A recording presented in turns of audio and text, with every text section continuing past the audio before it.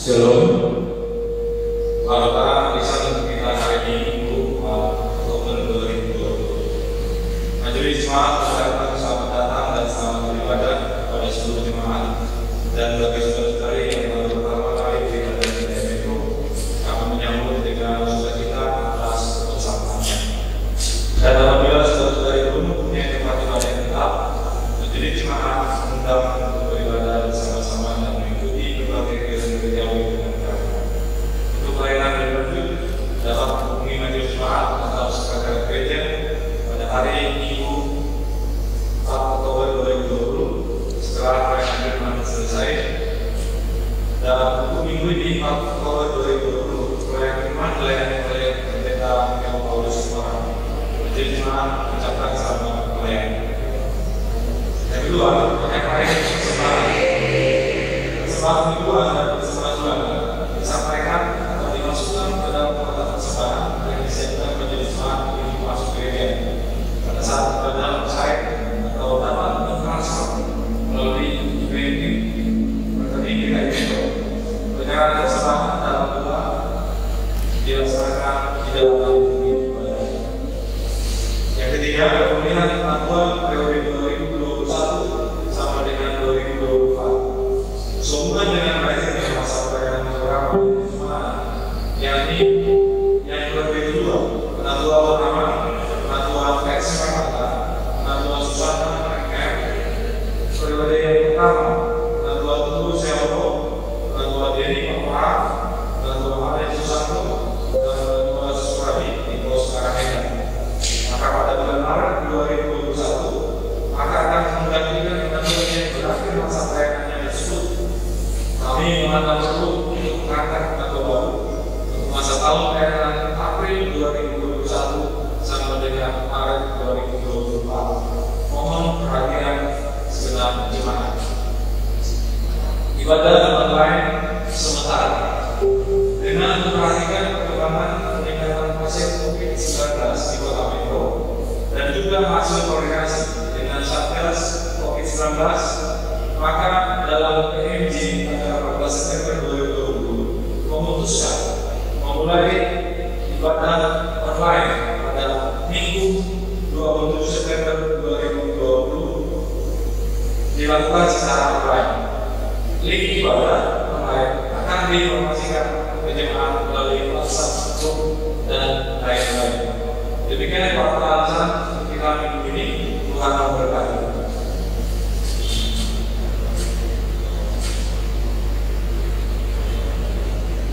Marilah kita masuk ibadah kita dengan sukacita sambil mengingat ajakannya.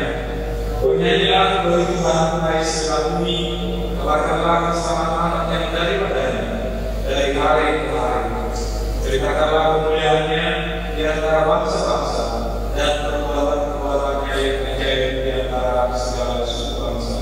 Sebab besar Tuhan dan terpuji sangat dan lebih dahsyat Dia daripada segala Allah. 1 Tawarik pasal 16 ayat 23 sampai dengan 25. Dengan sepenuh hati kita akan pujian bagi kemuliaan dan keagungan nama Tuhan. Kita bangkit berdiri, kita nyanyikan kali 14, menyanyikan kasih setia Tuhan. Thank you.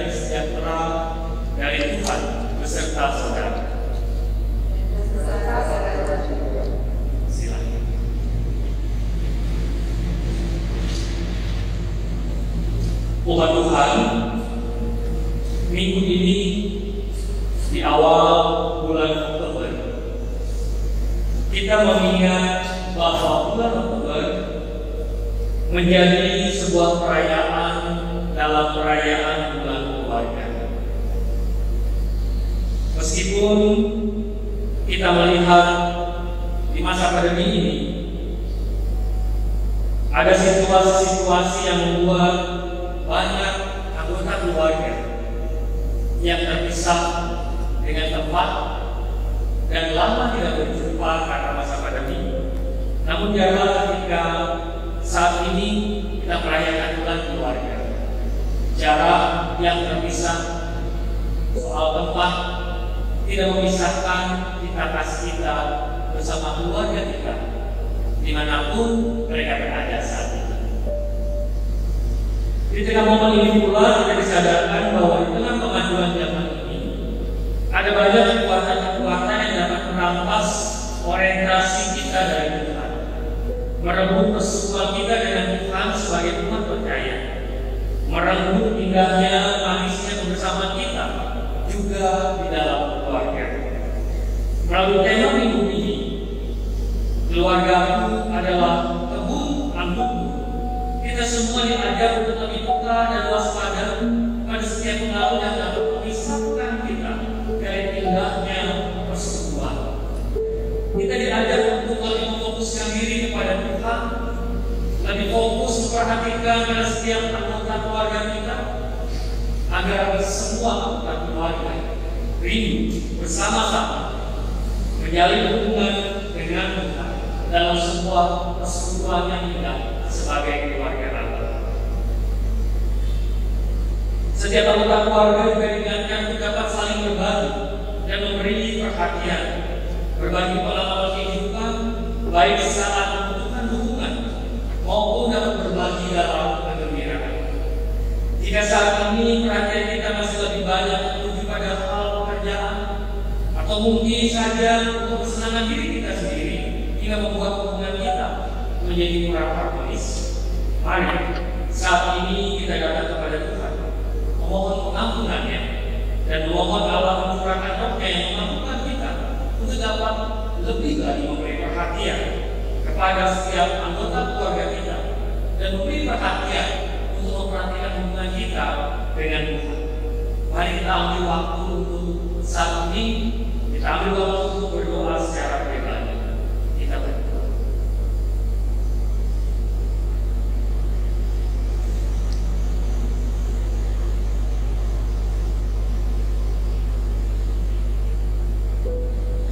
Tuhan, kami bersyukur atas kasih setia-Mu yang selalu sudi mengampuni dan menerima kami, sehingga kami selalu Kau lihat.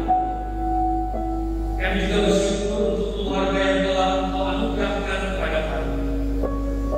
Ampuni kami yang sering gagal memberi perhatian kepada-Mu, kepada kehendak-Mu. Ampunilah juga kami yang sering memperhatikan diri kami sendiri dan lupa memberi perhatian pada tiap anggota keluarga kami. Ampuni kami dengan perkataan berasa kami telah membuat hubungan antar keluarga kami di tengah sesama kami menjadi regang. Sudilah kiranya Engkau mengampuni kami. Amin.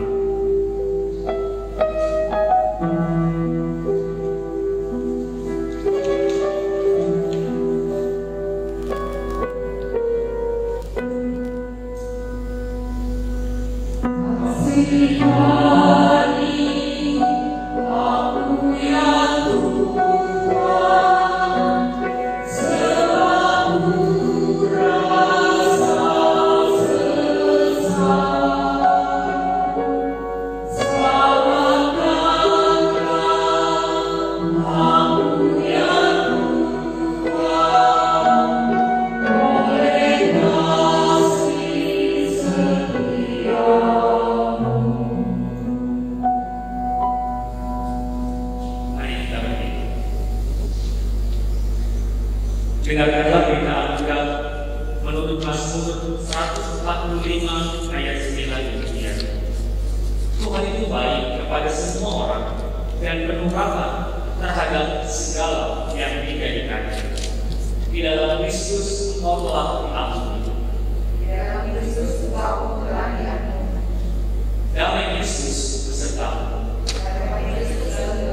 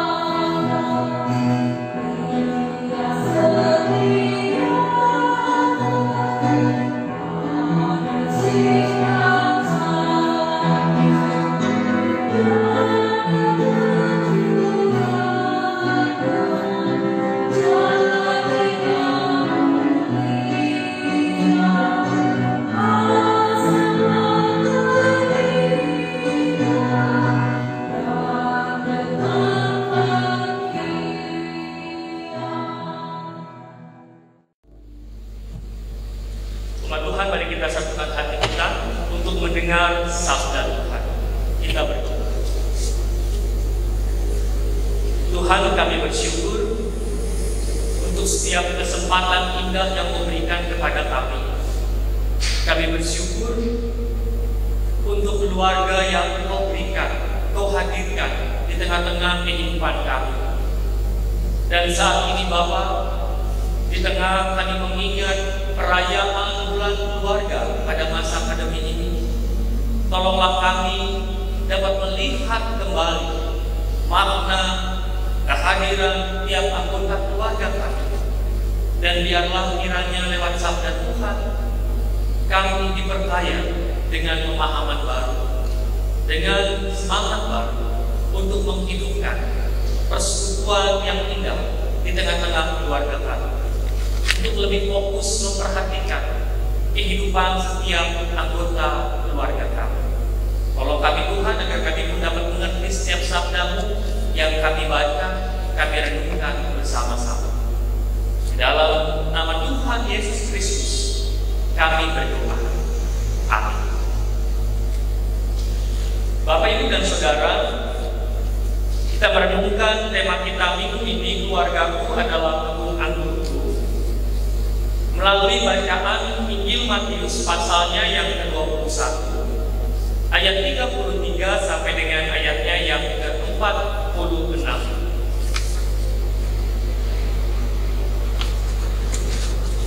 Demikianlah pengajaran Tuhan Yesus Kristus yang disampaikan melalui Injil Matius pasal 21 ayat 33 sampai 46 demikian. Dengarkanlah suatu perumpamaan lain. Adalah seorang tuan kanan membuka kebun anggur dan menanam pagar sekelilingnya. Ia menggali lubang tempat memeras anggur dan mendirikan menara jaga di dalam kebun itu. Kemudian ia menyewakan kebun itu kepada penggarap-penggarap, lalu berangkat ke negeri lain.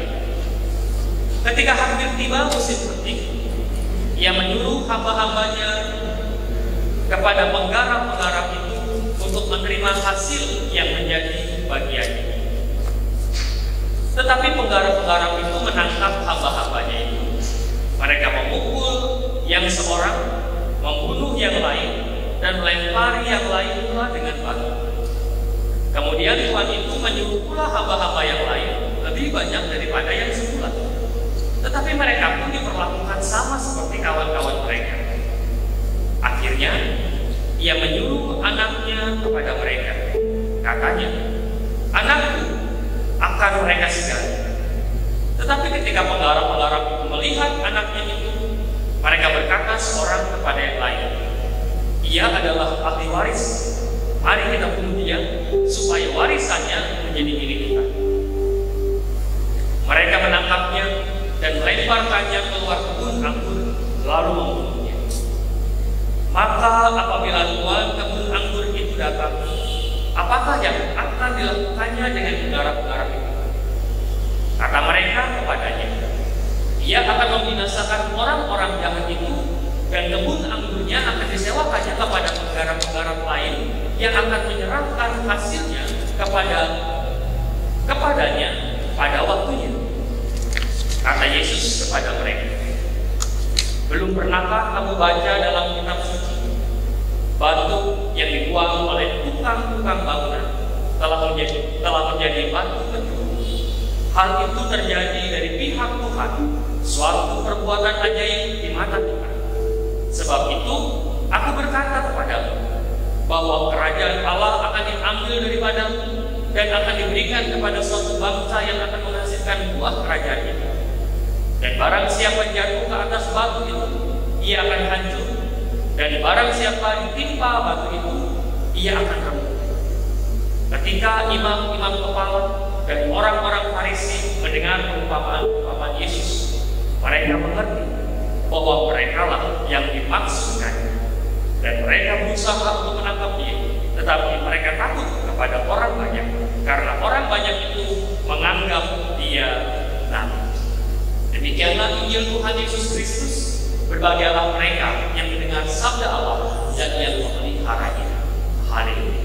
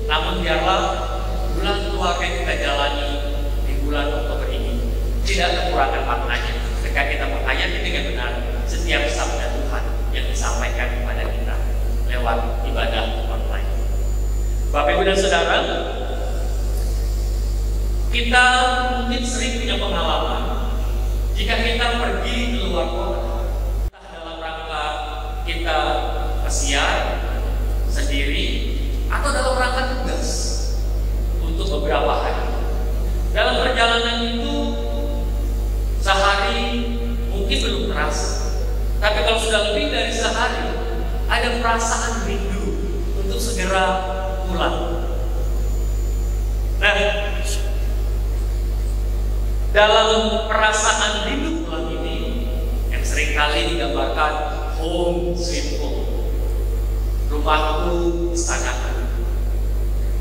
Sebenarnya kita kalau melihat lebih dalam, kita sebenarnya bukan rindu untuk atau masuk atau kembali di rumah kita. Tapi sebenarnya kalau kita lihat lebih dalam, ada sebuah perasaan, ikatan emosional. Bukan pada rumahnya, tapi pada setiap anggota keluarga kita yang sementara waktu kita tinggal. Nah, perasaan yang muncul seperti ini tentu ada sebabnya. Atau dengan kata lain, bahwa perasaan kita rindu untuk suatu pulang bertemu dengan anggota keluarga karena kita punya pengalaman yang spesial. yang unik, yang menarik, yang indah, sehingga kita rindu untuk meski sebentar melepaskan keindahan persekutuan bersama keluarga kita.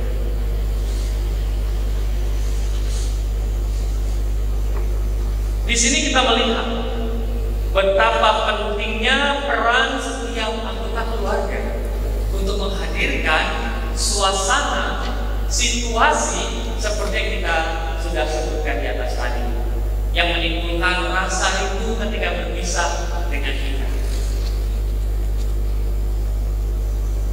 Bapak, Ibu, dan Saudara, dalam teks Injil Matius ini, kalau kita melihat memang dalam perumpamaan ini Yesus sedang berbicara dalam bentuk perumpamaan yang di dalamnya menegur bangsa Israel. Kebun anggur digambarkan tanah perjanjian.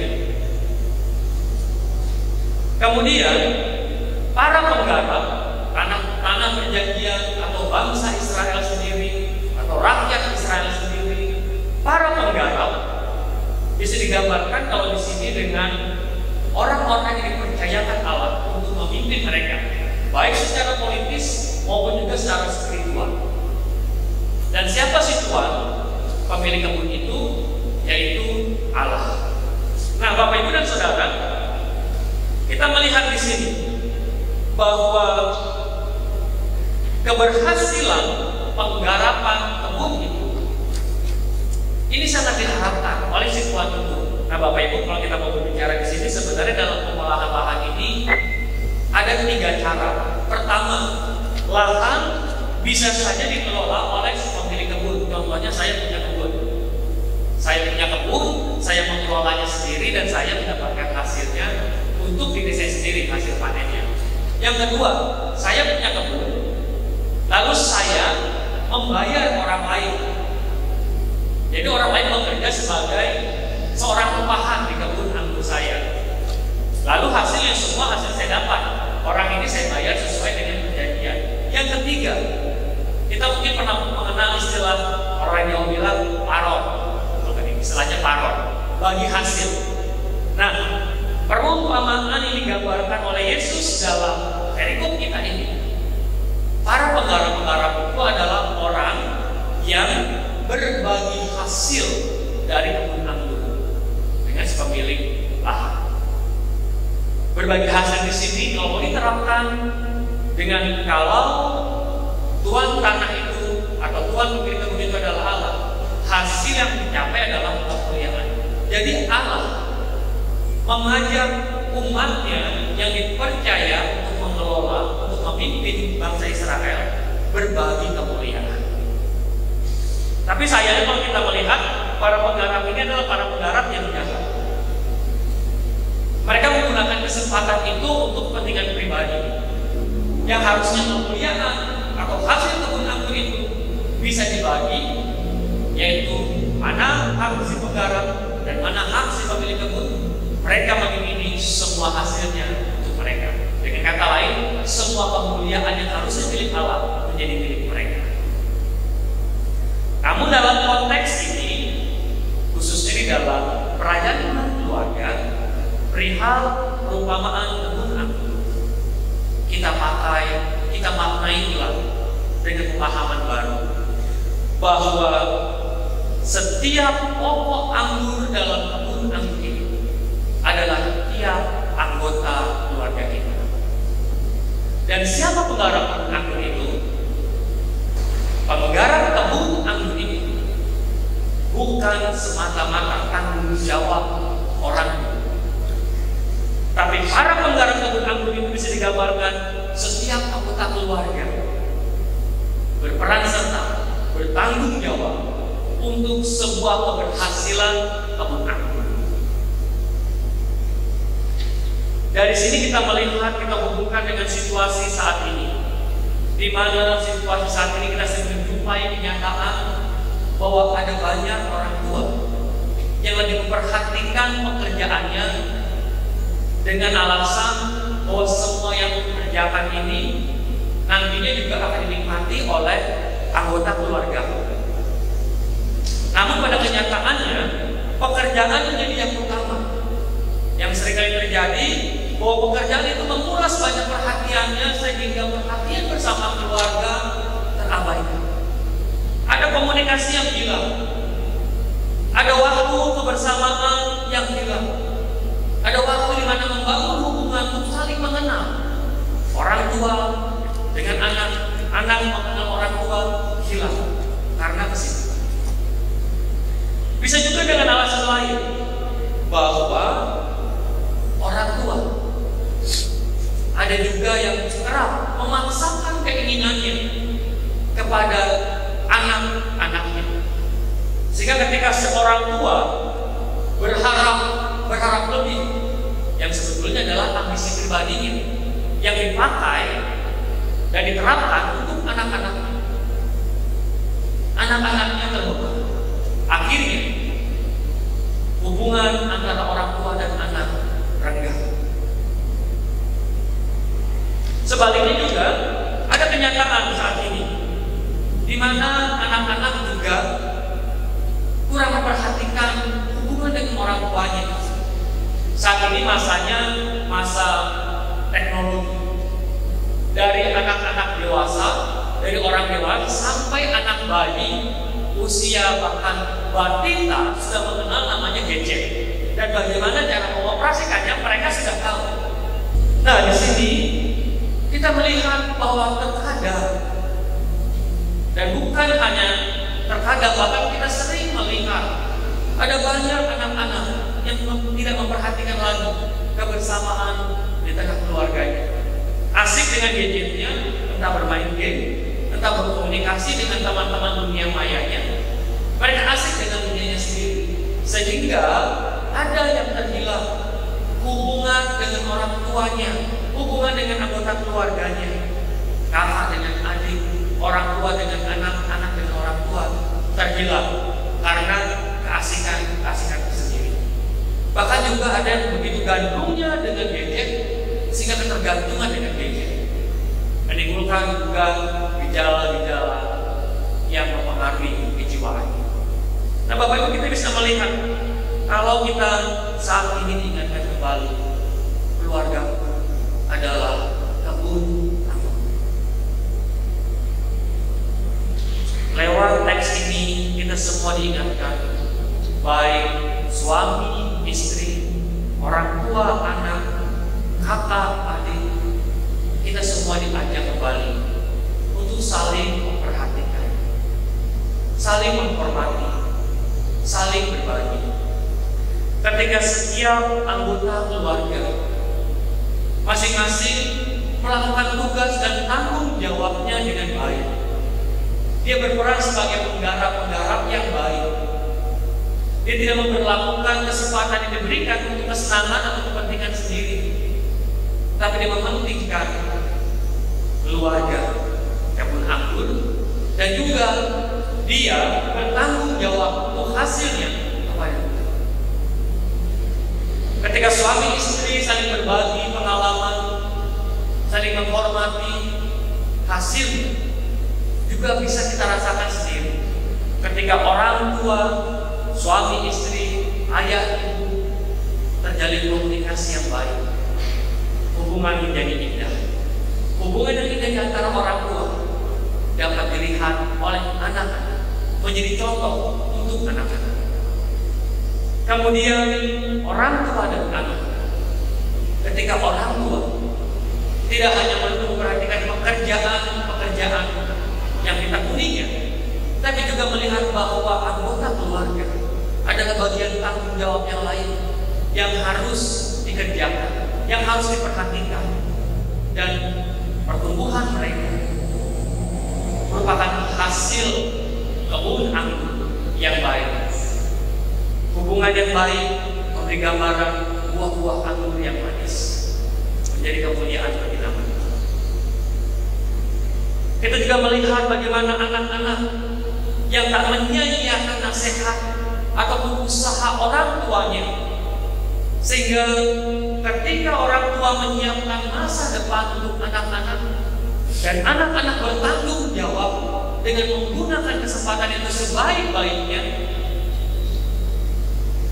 dia berhasil. Keberhasilan bukan hanya untuk orang tuanya, tapi untuk menyiapkan dia menghadapi masa depannya. Keberhasilan anak-anak dapat menghadapi masa depannya, orang tua mengecap hasilnya dengan merasa bahagia bahwa pekerjaan yang dilakukannya berhasil, berbuah baik. Pokok anggur yang dirawat menghasilkan buah-buah yang manis. Kemuliaan itu tidak hanya milik Tuhan, tidak hanya membanggakan Tuhan, tapi itu keberhasilan anak juga membanggakan orang tua. Nah, Bapak Ibu, di dalam suasana seperti inilah dibutuhkan untuk sebuah keluarga. Suasana yang baik inilah yang dibutuhkan untuk masing-masing anggota keluarga dapat bertumbuh dengan baik. Semuanya menjadi tanggung jawab kita bersama. Tuhan mengerjakan bagiannya dengan memelihara. Kalau kita lihat bagian ayat yang pertama, kebun anggur yang dimilikinya diperlengkapi demikian rupa, diberi pagar perlindungan, dijaga, dipelihara dengan menaruh menara di tengah-tengah kebun anggur itu, agar si pemilik kebun anggur bisa memperhatikan, atau orang yang dipercaya memperhatikan keamanan kebun anggur bisa melihat terjaganya kebun itu dari gangguan. Para pekerja mengerjakan tanggung jawabnya dengan sebaik-baiknya. Lahan menjadi tempat kita bertumbuh bersama. Semua telah dipersiapkan Tuhan sedemikian rupa. Kita bersyukur kalau saat ini kita mendapatkan kesempatan hidup bersama anggota keluarga kita. Pakailah kesempatan yang indah untuk dapat saling berbagi, saling memberi. Tidak hanya berbagi tentang kesukacitaan, tidak hanya soal memberi penghasilan, tapi kita bisa memberikan kita kasih kita. Kita bisa berbagi cerita, bukan hanya kedukaan, tapi mungkin kegagalan. Dan ketika kita berbagi kegagalan, kehadiran anggota keluarga yang lain memberi dukungan, support untuk kembali bangkit, mengerjakan kembali setiap tanggung jawabnya dengan baik. Situasi seperti inilah yang tentunya sebuah kebun anggur. Keluargaku adalah kebun anggur, dapat menghasilkan buah-buah anggur yang baik, buah anggur yang dapat dirasakan oleh semua orang, buah anggur yang bisa menjadi kemuliaan bagi nama Tuhan. Dan Tuhan tidak meraup keuntungan sendiri. Kita melihat juga dalam kelompok kita ini, para penggarap diajak untuk bisa berbagi penghasilan. Artinya apa? Berbagi kemuliaan, berbagi kebahagiaan bersama Allah. Biarlah kiranya Tuhan memampukan kita, menolong kita untuk lebih lagi memperhatikan setiap anggota keluarga kita. Suami istri lebih lagi sering memperhatikan, atau lebih saling memperhatikan. Orang tua dan anak bisa saling lebih memperhatikan, kakak adik bisa lebih sering lagi memperhatikan, sehingga dalam persekutuan keluarga nama Tuhan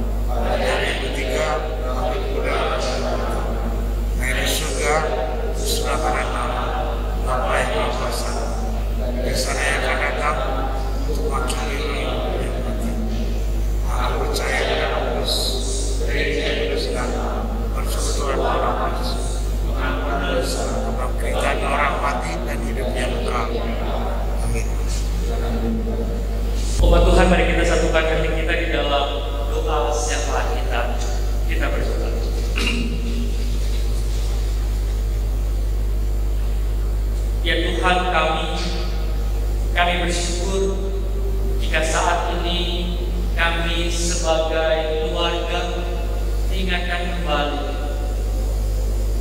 akan segala kebaikan di tengah kehidupan kami. Engkau telah menghadirkan kepada kami keluarga, di mana dalam lembaga keluarga tersebut kami dapat saling berbagi, saling memberi, saling mendukung untuk suatu keberhasilan bersama. Engkau berharap segala yang baik terjadi dalam kehidupan kami. Dan tolonglah kami ya Bapa, ketika kami saat ini merayakan bulan keluarga di masa pandemi ini. Biarlah kiranya kami dapat memaknai kembali kehadiran setiap anggota keluarga kami dalam kehidupan kami, dan tanggung jawab kami secara pribadi kepada Tuhan dan juga kepada anggota keluarga kami. Di tengah setiap perkumpulan kami di dalam keluarga, kami menyadari bahwa membangun situasi, kondisi di mana setiap anggota keluarga merasakan kenyamanan, rasa aman di tengah keluarga bukanlah perkara yang mudah. Namun kami ingin terus belajar dengan rendah hati, dan biarlah kiranya Bapak, apapun menjadi pergumulan kami di dalam keluarga, kami dapat berupaya untuk saling mengerti satu dengan yang lain. Ketika orang tua kami bergumul dalam kondisi ekonomi kami saat ini di tengah masa pandemi, biarlah kami sebagai anak-anak kami dapat memahami keberadaan orang tua kami, jadi jualan orang tua kami di dalam mengusahakan kebutuhan kami di masa pandemi.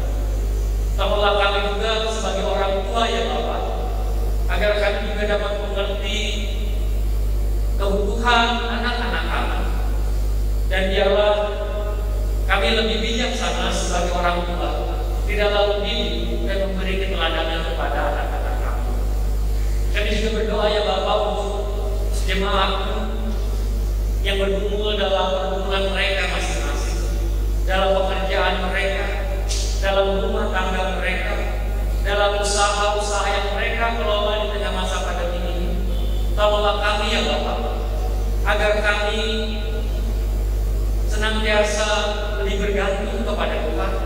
Namun di sisi lain, tuntun kami agar kami beroleh inspirasi untuk dapat mengembangkan, atau kami dapat melihat peluang-peluang baru di dalam mengusahakan pertumbuhan perekonomian kami. Kami juga berdoa Bapak untuk saudara-saudara kami yang saat ini sedang sakit. Kami berdoa bagi upaya pemulihan mereka yang terus berupaya secara medis. Biarlah kiranya Bapak, lewat upaya-upaya medis yang ditempuh, kami merasakan pertolongan, campur tangan, urapan dan berkat-berkat atas upaya medis kami. Dan biarlah apa yang kami rindukan, Engkau menjawab terus dengan kuasa dan kehendak. Kami juga berdoa Bapak untuk gereja kami di tengah-tengah masa pandemi ini di dalam pelayanannya. Ajarkan kami dapat melihat situasi konkret yang tengah terjadi, dapat kami tangani dan kami layani. Kami juga berdoa untuk pemimpin bangsa kami. Biarlah kiranya Engkau ya Bapak, Engkau sendiri yang campur tangan di dalam setiap kerinduan mereka, perjuangan mereka di dalam mengupayakan perkembangan, kestabilan di tengah perekonomian, dan juga keamanan serta kesehatan di tengah masa pandemi ini. Kami juga berdoa untuk tim medis yang terus berjuang untuk pemulihan pasien-pasien yang terpapar COVID-19 ini. Kau juga melindungi mereka dengan kesehatan sehingga mereka dapat terus berkarya, melayani demi kemanusiaan. Dan biarlah kiranya Bapak, Engkau sendiri akan terus campur tangan di dalam penanganan pandemi COVID-19 ini, dalam upaya-upaya para ahli medis yang terus diperjuangkan hingga saat ini. Inilah doa kami Bapak, doa yang jauh dari sempurna, karena itu kami membawa dan meletakkannya di dalam nama Tuhan Yesus Kristus yang telah mengajar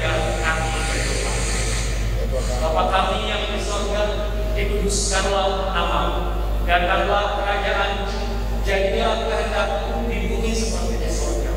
Berikanlah kami pada hari ini makanan kami yang secukupnya, dan ampunilah kami akan kesalahan kami, seperti kami juga mengampuni orang yang bersalah kepada kami. Dan janganlah membawa kami ke dalam pencobaan, tetapi lepaskanlah kami dari yang jahat. Karena Engkau yang punya kerajaan dan kuasa dan kemuliaan sampai selama-lamanya. Kita masuk di dalam pelajaran Islam. Mari mengumpulkan selamat baik kita kepada Tuhan dengan anugerah firman Tuhan dalam Amsal pasal 3 ayat 9 sampai 10. Muliakanlah Tuhan dengan matamu dan dengan kasih pertamamu dari segala penghasilanmu, maka untung-untung akan berseteru sampai di permukaan dan berjalan peperangan akan berlalu dengan uang ayat 2. Minggu ini kita memberikan persembahan mingguan dan persembahan bulanan. Persembahan yang diberikan dapat dikumpulkan dalam amplop atau dapat melakukan transfer, bisa juga dilakukan melalui rekening ke rekening TKI Metro dengan nomor rekening 117-9188-188. Bisa juga melalui aplikasi QRIS. Dengan barcode yang terdapat dalam warta jemaat. Nyanyian manfaat dari PKJ 240. Bukan karena apa.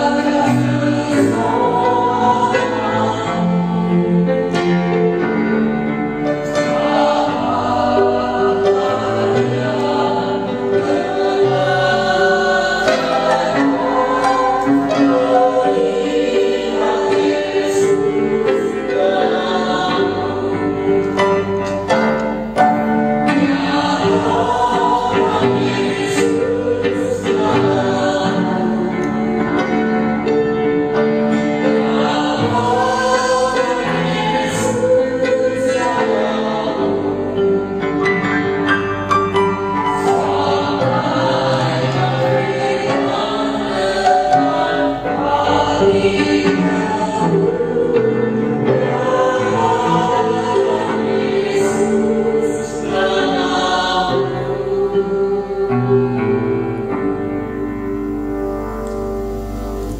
Tuhan, arahkanlah hatimu kepada Tuhan. Kami mengarahkan kami kepada Tuhan. Jadilah saksi Kristus. Syukur kepada Allah. Terpujilah Tuhan. Tinggikan dan sama. Ini pulanglah, jalanilah kehidupan keseharianmu dan terimalah berkat. Tuhanlah teladan kasih yang akan selalu menerangi jalan.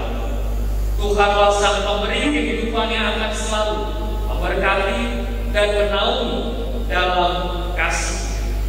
Tuhanlah yang akan menjagamu terhadap segala kebaikan. Tuhan akan merengkuh keluar masuk dari sekarang sampai selama